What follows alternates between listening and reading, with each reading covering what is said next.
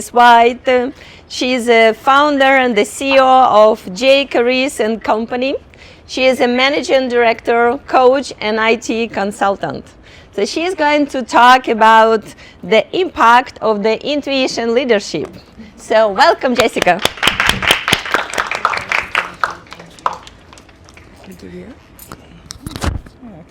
Hold it. Yeah.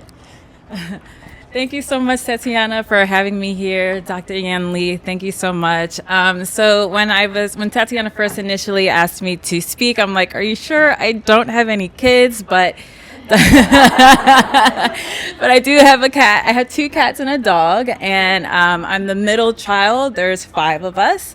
And my youngest sister, she's 10 years younger than me. So, I did, change her diapers and everything, so I was trying to pull some stories.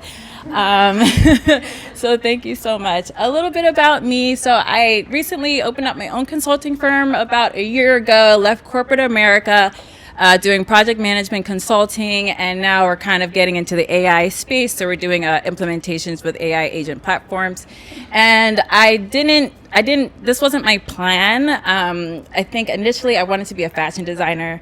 I got accepted to FIT, but then my dad, he said, you're not going to make any money. So my dad, he's a doctor, he's an OBGYN. And for him, like, my background is Jamaican, and education is also really important to us.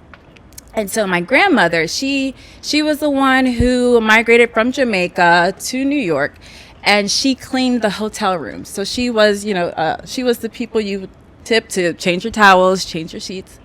But she always saved her money. She saved every single penny that she made so that she could bring my father here and provide a better life for me. So my dad was able to go to medical school. He was able to study. He was able to do all those things because my grandmother knew that intuition, that silent knowingness, like, if I do this, I know this will provide a better future for my family. And it did. It did. She got us out of poverty. If my grandmother didn't come to America, my family would have been really poor. And so now with my dad being a doctor, he met my mom, and they had us. But the thing that happened, I don't know, they split. They split when I was 5 years old. And we moved down to Maryland. I stayed with my mother, and my dad moved back to New York. And so I didn't really get to see my dad so much, but he was always like, education, education, education. And with the Jamaican background, there are certain things that could just kind of crumble a little bit really as it relates to family values and really, really strong family structure. And so the stories that you guys may have with your daughters, I don't really have with my own mom. And so Mother's Day was always kind of weird for me. But with this topic of the impact of intuitive leadership, I had friends, and my friends had wonderful relationships with their mothers. And so I'm listening to my dad. I'm like, Dad, yeah, I'm going to focus on my education. I'm going to focus on learning instruments. I'm going to focus on what I can, so I can go to whatever university I should go to in the future. So I'm like maybe 5, 8 years old, like thinking about my future at that time. And I remember my mom, she always had to work. So she's a single mom. And she could, let's say I had a recital or something, she could take me to the recitals, but I wouldn't really have a ride home. But my friends, right, they would ask their parents, and their parents kind of took me in under their wing. The impact of intuitive leadership. The mothers was like, oh, where's your family? I'm also by myself, right? I'm trying to listen to my dad and build myself up. But my friends' parents, they noticed I was always alone. They noticed my mom wasn't around. They noticed that I was different. And so they would take me home every single day from practice. They would take me home from the concerts. They would take me home from honor band. They would take me home. They just took care. They would feed me dinner. Their mothers, they knew something was wrong with my family. And they didn't ask me anything. They said, hey, come with us. We'll take you to the park with us. We'll take you here. And this was 30 years ago, 25 years ago, where now I'm able to stand in front of you today because of all the other mothers, my friends' mothers, who saw I needed help.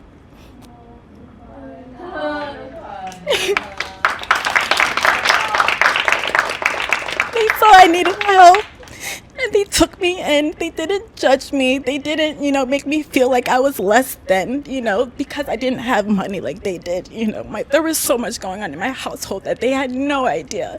So that silent knowingness that each of you have, and oh, there's something wrong with my daughter. Let me just ask her, are you okay? It means a world of difference, because I struggled so much with my own mental health. And if I didn't have strangers helping me, Tatiana, thank you so much for inviting me. Thank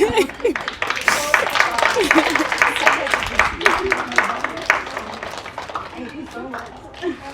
You managed to come coming from far away. Thank you for being here and sharing your touchy and really inspiring stories. How we can work through, how we can get to that point that we feel happy, even if our childhood wasn't really as good or as happy as we wanted to be.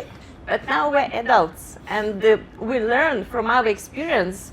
Then when we become a mother, you become a mother, so you will know how to rise up your child, how you want it to be, and you will know exactly from your experience that you can change and you can do better.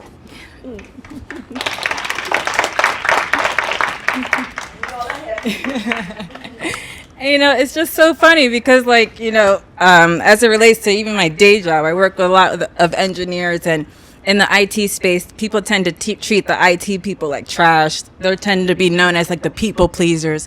They always get the budget taken away. My engineers are always so burnt out. And I'm like, I see how you feel because I can relate to it. So I make sure I ask, are you okay? I say, what can I do to make your day easier? Is someone bullying you? What can I do? What little thing am I picking up about you that I know is wrong, that you're not doing okay, where I can take that blocker out of your way so that you have a good day and that you feel happy about what you're doing.